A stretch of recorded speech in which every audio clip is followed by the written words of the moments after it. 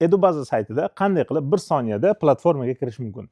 Biz saytga kirishda hech qanday login parollar eslab qolishimiz shart emas. Telefon raqami orqali SMSlarni tasdiqlashimiz ham shart emas. Shunchaki Telegram yoki Google akkauntimiz orqali kirishimiz mumkin.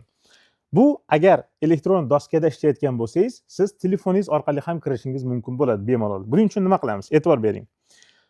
Ko'pincha interaktiv monitorlarda Google yoki Telegram o'rnatilmagan bo'ladi, u sizning telefoningizda o'rnatilgan bo'ladi. Shuning uchun QR kod yordamida kirishimiz mumkin.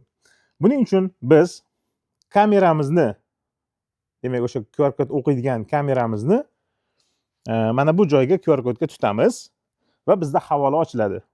O'sha havolani bossak, Edubaza platformasida qanday usulda kirishimiz haqida ikkita tugma chiqadi. Yo Telegram orqali yoki Gmail orqali, Google orqali.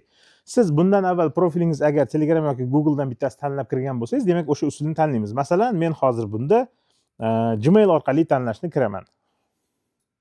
Akkauntimni bosaman va telefonim bilan tasdiqlashim bilanoq soniyalar ichida bu tasdiqlangan va tizimda akkauntimizga kirilgan bo'ladi. Mana hozir biz ko'rib turibmiz, ustozning shaxsiy akkaunti turibdi. Shaxsiy akkauntga kirish interaktiv doskada nima beradi?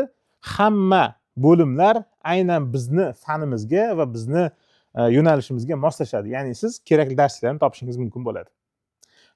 Interaktiv doskadan foydalanib bo'lgandan keyin mana bu joydan chiqib ketishni tavsiya qilamiz.